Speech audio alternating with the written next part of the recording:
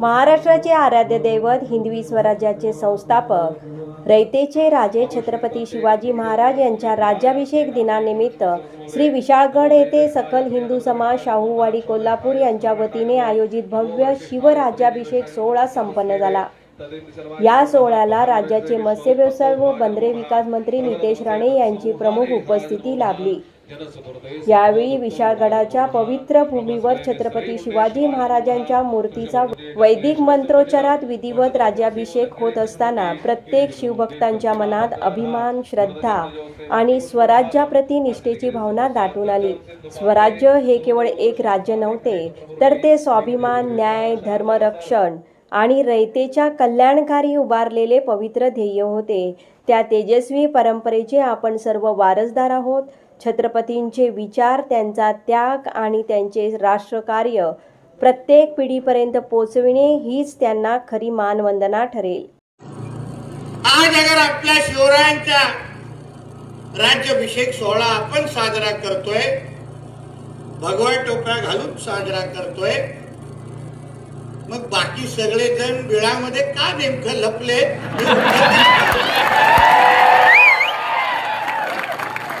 जसा माझा राजा आहे तसा मग तो त्यांचाही राजा आहे। हे जे काही सेक्युलर जिहादी जे बोलतात, मग ते का असं डोंगराच्या मागून आम्हाला बघतायत?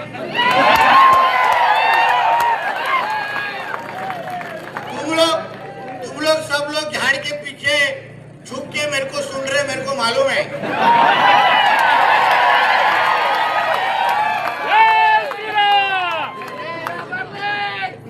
म्हणून तो बोलतो ना, छत्रपती शिवाजींच्या महाराजांचा मावळा छाती टोक पद्धतीने उभा राहतो, असा गांडून सारखा मागे उभा राहतो। हेच तर फरक आहे ना, आज तर फरक आहे ना आमच्या राजामध्ये आणि त्या औरंगे आणि त्या टिप्यामध्ये। आज तर फरक आहे। इथंच तर कळतं ना बाबा कोण कोणाचं आहे, इथेच तर कळतं ना। आमच्या शिवरायांनी आम्हाला शिकवलं, जे करायचं छाती ठोक पद्धतीने करा, असं नाही झाडाच्या मागे लपून। आणि मला आश्चर्य वाटतं, अगर महाराज सेक्युलर होते, सगळ्यांचेच होते, प्रत्येक जाती धर्माचे होते, तर मग आमच्या बरोबर गोलटोपी दाढीवाले का साजरा करत नाहीयेत हा प्रश्न माझ्यासमोर आहे। त्यांनी पण आमच्यावर बसलं पाहिजे, शिवरायांची गाणी गायले पाहिजे, त्यांनी पण हा शिवराज्याभिषेक प्रत्येकाने आपल्या घराच्या वरती शिवरायांचे फोटो लावले पाहिजे। मग त्यांना कशाला लपायला लागतंय? त्यांच्या पुढे पोलीस लावायला लागतंय? आता आपल्या म्हणण्याप्रमाणे तर इथे संख्या जास्त आहे ना, मग मुठभर भगवादारांसाठी पोलीस कशाला?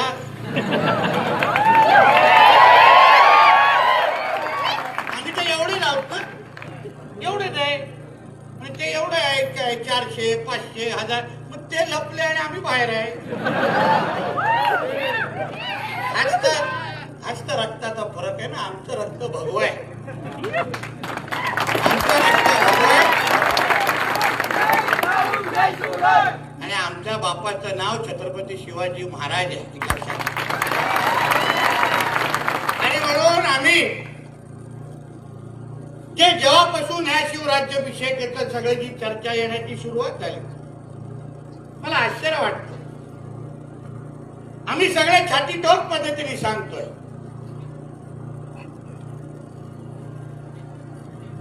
जे राज्यामध्ये हिंदुत्वादी विचाराचं सरकार लोकांनी निवडून दिलं, विधानसभेला या महाराष्ट्राच्या हिंदू समाजाने आपल्या हक्काचं हिंदुत्वादी विचाराचं सरकार निवडलं आणि एक कडवट हिंदुत्वादी म्हणून मुख्यमंत्री म्हणून आदरणीय देवेंद्र फडणवीस साहेबांना त्या 6व्या माळावर आज बसवलेल्या 6व्या माळा। आमच्यासारखे असंख्य हिंदुत्वादी विचाराचे कार्यकर्ते आम्ही छाती ठोक पद्धतीने सांगतो की आज जो नितेश राणे आमदार झालाय ना, फक्त हिंदू मतांवरच झालाय हे मी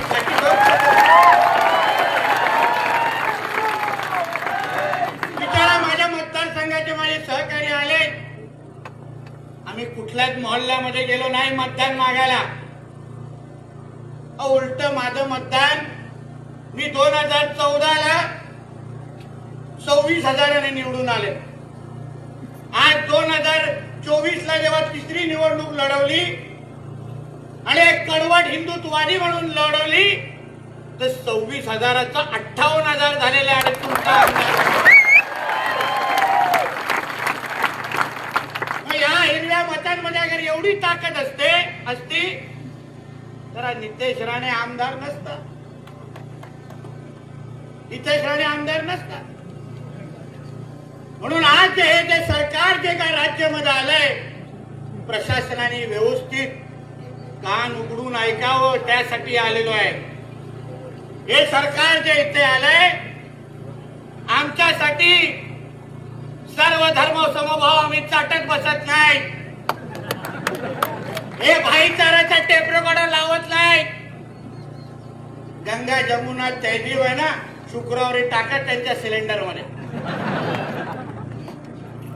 हे सरकार जसा बापूने सांगितलं, मीही वारंवार बोलतो, हे हिंदुत्ववादी विचाराचं सरकार आहे. इथे पहिलं हिंदूंचं हित पाहिलं जाणार, मग बाकीच्या सगळ्यांना मोजलं जाणार. आणि म्हणून प्रशासनाला सांगेन, आज जे पाहिलं, आज जे डोळ्याने पाहिलं, आम्ही डॉक्टर बाबासाहेब आंबेडकरांच्या कायद्याच्या राज्यामध्ये इथे राहतो. कायद्याच्या राज्य जे नियम हिंदूंना लागतात ते नियम अन्य धर्मांना पण लागतात. अगर आम्ही आमच्या सणासुदीच्या दिवशी आम्ही 10 वाजताचे बंधन पाळत असू, जे डॉक्टर बाबासाहेब आंबेडकरांनी कायदे आमच्यासाठी दिले ते त्याचे तंतोतंत अगर आम्ही पालन करत असू, मग त्या बाकींच्या अब्बाचा पाकिस्तान आहे का इथे? तुमच्यासाठी कायदे नाही आणि ह्या कायद्याची अंमलबजावणी करणं प्रशासनाच्या प्रत्येक अधिकाऱ्याचं काम आहे. हे मी इथे ह्या निमित्ताने सांगून जाणार आहे. कायदा अगर तुम्ही हिंदूंना लावत असाल, छत्रपती शिवरायांचं नाव घेऊन हे सरकार या राज्यामध्ये आलेलं आहे आणि शिवराज्याभिषेक साजरा करत असताना 100च जावा, 50च जावा, मोजून जावा, एवढ्या नाकाबंदी लावताय, एवढे पोलीस आमच्यासाठी लावताय आणि ते जेव्हा गोल टोपी दाढीवाले 10,000 या विशालगडवर येतात तेव्हा प्रशासनाचे डोळे उघडत नाही. मलाही बघायचंय, इथून माझी गाडी जाणार मंत्रालयापर्यंत. मी देवाभाऊंच्या लाडक्या मंत्र्यांच्या यादीमध्ये हे सांगून जातो तुम्हाला, लक्षात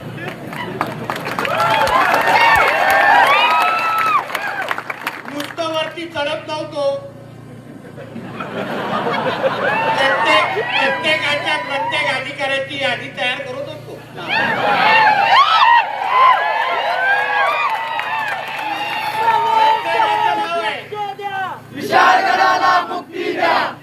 प्रत्येकाच्या यादीमध्ये, माझ्या यादीमध्ये एक नाव आहे आणि आता पुढे सोमवार पासून कळेल कसे फटाके वाजतात.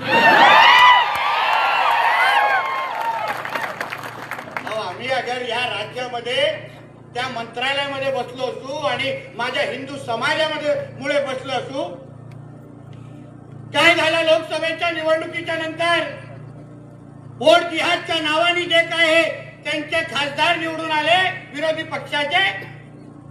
प्रत्येक खासदाराच्या मिरवणुकीमध्ये हिरवे झेंडे फडकले, हिरवा गुलाल उडाला, सरतन से जुदा सारखे नारे लागले, पाकिस्तान जिंदाबाद सारखे नारे लागले.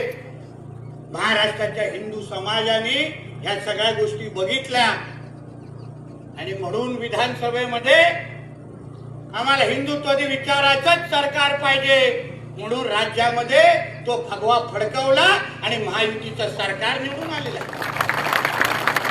हे तुम्हाला सांगण्यासाठी बोलत नाही आम्ही. लोक बोलतील अहो तुम्ही नुसतं बोलता हो, पण आमच्यावर केसेस पडतात ते काय? अधिकारी आमच्यावर अन्याय करतात. नाकाबंदीच्या इथे उभं केलं, त्याला पण पठाण नावावाल्यालाच उभं केलंय तिकडे. काय जाधव आणि भोसले का नाहीत का आपल्याकडे? सगळ्याची नोंद आहे, तुम्ही लक्षात घ्या. सगळ्याची नोंद.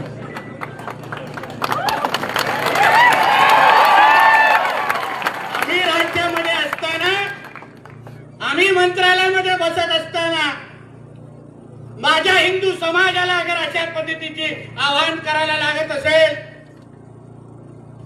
बापूंसारख्या माझ्या हिंदुत्वादी सहकार्यांना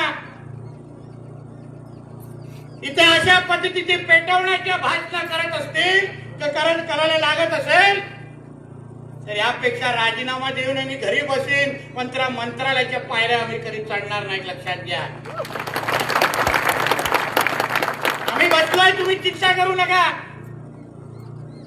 हा तुमचा नितेश राणे, हा काय मी काय कुठला व्हाईट कलर मंत्री नाही ते.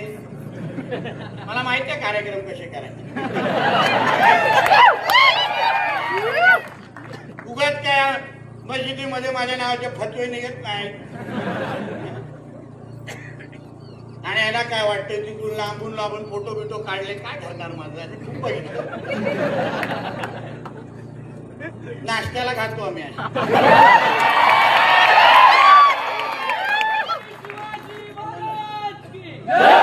आम्ही जे इथे बसलोय, आलोय, प्रशासनाला सांगेल, कुठल्याही पद्धतीचा गैरप्रकार अगर माझ्या कुठल्याही हिंदुत्वादी कार्यकर्त्यावर, माझी पाठ फिरल्यावर अगर काही झालं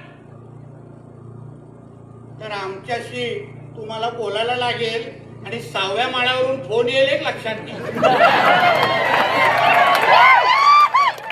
सांगायचं नाही, आम्ही काय चुकीचं बोलत नाही, काय चुकीचं मागणी करत नाही. अहो अतिक्रमण आहे. कायद्यामध्ये कुठल्याही गड किल्ल्यावर अतिक्रमण बनवण्याचा कुठलाही कायदा असेल तर इकडच्या संबंधित महसूल आणि पुरातन खातं आणि पोलीस खात्याने मला तो जाण्या अगोदर कायदा आणून दाखवा, किंवा माझ्यावर चालत चालत गाडीपर्यंत खालती जावं. बरोबर अर्धा तास लागतो.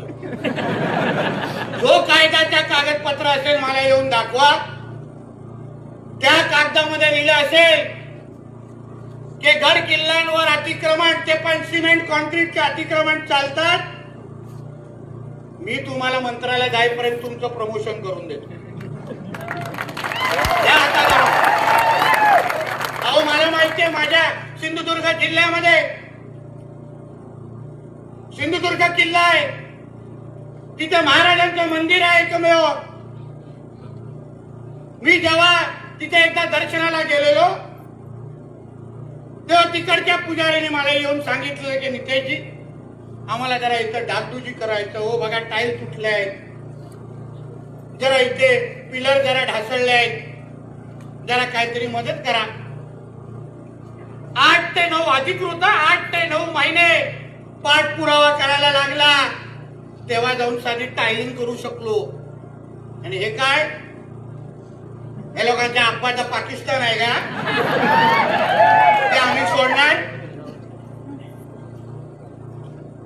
आमच्या खालची वाघजाई देवीचं मंदिर आहे, विशाळाची खरी मालकीण आई वाघजाईच्या नावानं.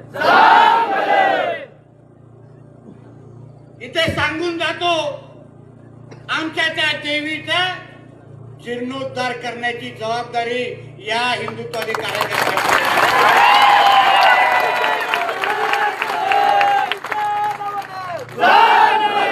विशाळगडवर कोणीही अगर पाऊल टाकत असेल तर तो फक्त माझ्या देवीच्या दर्शनासाठीच भविष्यामध्ये टाकणार, ही जबाबदारी आमच्या सगळ्यांची आहे. बाकी सगळेजण बसून त्याच्याने कुरमुरे खात आहेत आमचे इथे हिंदू व्यापारी, पण मी नाही बोलत नाही.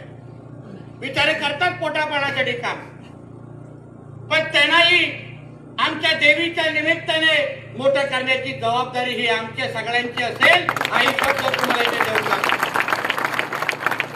लॉस धैर्यानं कार्यक्रम चालतायत. फार हिंमत आहे हो, फार हिंमत आहे. एवढीच हिंमत अगर जामा मस्जिद मध्ये करा, एवढी हिंमत त्या औरंग्याचे जे काय ते कवर टाकून ठेवलंय तिथे जाऊन काहीतरी करायला बघा. जावा त्या हजेलीमध्ये जाऊन तिथे एक छोटीशी वीट तरी लावून बघा, कापून परत घरी पाठवते. एवढा कडवटपणा असतो. पण आम्ही नाही बोलत की तुम्ही हातात कुठलाही कायदा घ्यायचा नाही, घ्यायचा कुठलाच कायदा हातात घ्यायचा नाही. आम्ही बसलोय ना मंत्रालयाच्या खुर्चीवर, काय चिंता करतात? काही चिंता करू नका. या विशालगडला जी मुक्ती तुम्हाला जी अपेक्षित आहे ना, आमचंच हिंदुत्वादी सरकार तुम्हाला करून दाखवेल. हा शब्द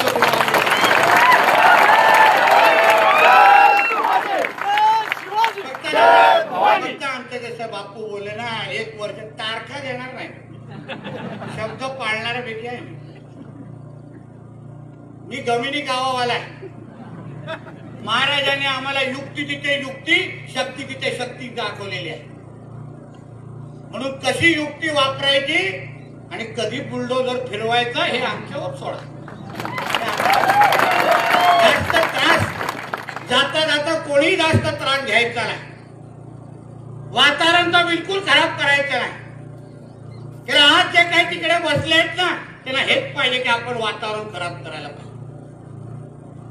अहो, छत्रपती शिवाजी महाराजांचं जे स्वराज्य आहे, स्वराज्य अगर स्थापन झालं नसतं, शिवराय अगर आपल्या इतिहासामध्ये त्यांनी इतिहास घडवला नसता, तर हिंदू म्हणून आपण श्वास पण घेऊ शकलो नसतो. आज जी काय समान नागरी कायद्याची जी काय चर्चा चालू आहे, समान नागरी कायद्याचे जन्मदातेच आमचे छत्रपती शिवाजी महाराज. महाराजांच्या स्वराज्यामध्ये प्रत्येकाला समान हे होता, अधिकार होता. म्हणून आमचं हे राज्य ज्या महाराजांच्या विचारांवर, हिंदुत्वादी विचारांवर चाललंय, इथेही समान नागरी कायदा स्वराज्याच्या निमित्ताने नक्की येणार, हे ह्यांच्या समोर सांगून जातोय. समोर सांगून जातो. डॉक्टर बाबासाहेब आंबेडकरांच्या संविधानामध्ये सेक्शन 44 मध्ये 44 मध्ये समान नागरी कायद्याचा उल्लेख आहे. आणि म्हणून या विशालगडच्या या शिवराज्याभिषेकच्या निमित्ताने सांगतो, आज खूप वर्षापासून इथे यायचो. खरं म्हटलं तर त्यावेळी जेव्हा फटाके फुटले तेव्हाच यायचो. मी माझ्या हिंदुत्वादी विचाराच्या कार्यकर्त्यांचं कौतुक करेन. मस्त फटाके फोडले पण भावानो, काहीच चिंता करू नका. मी माझ्या हिंदू समाजाला पण इथे सांगेन, तुमच्या निमित्ताने हिमतीने तुमच्या विशालगडवर या, मोठ्या संख्येने या. कुठलीही भीती मनात बाळगू नका. तुमचे सगळ्यांचे भाऊ आज मंत्रालयामध्ये बसले. कुठल्याही हिंदूकडे कोणी वाकड्या नजरेने बघितलं तर हे लोकांचे शुक्रवारी सिलेंडर वरती येणार नाही, एवढी काळजी आम्ही सगळेजण घेऊ. काय चिंता करू नका.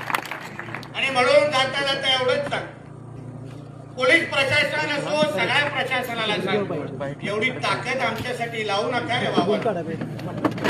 तुम्ही आमच्या बरोबर आहे. हिंदुत्वादी विचाराचं सरकार आहे. तुम्ही फक्त तुमचे कायद्यानुसार नियमामध्ये काम करा. माझ्या हिंदू समाजाचा कुठलाही भीती त्यांच्या मनामध्ये असता कामा नये, एवढी काळजी माझ्या इकडच्या प्रशासनाने घ्यावी, एवढं ठणकावून ह्या निमित्ताने मी सांगून जातो. परत एकदा आपण सगळेजण इथे मोठ्या संख्येने जमलात, आमचा जो आदर सत्कार केलात, यासाठी मनापासून तुमचे आभार मानतो. इथेच थांबतो. जय हिंद, जय महाराष्ट्र. बोला एकदा भारत माता की, भारत माता की. वंदे वंदे. हर हर हर हर. छत्रपती शिवाजी महाराज की, छत्रपती संभाजी महाराज की. जय जय श्रीराम, जय जय श्रीराम. जोरातून जे पुढच्या शुक्रवारी पर्यंत ऐकायला आलं पाहिजे. जय जय श्रीराम, जय जय श्रीराम, जय जय श्रीराम. तो ना बोलू ऐकतोय. जय जय श्रीराम, जय जय श्रीराम. हे बुक पडायला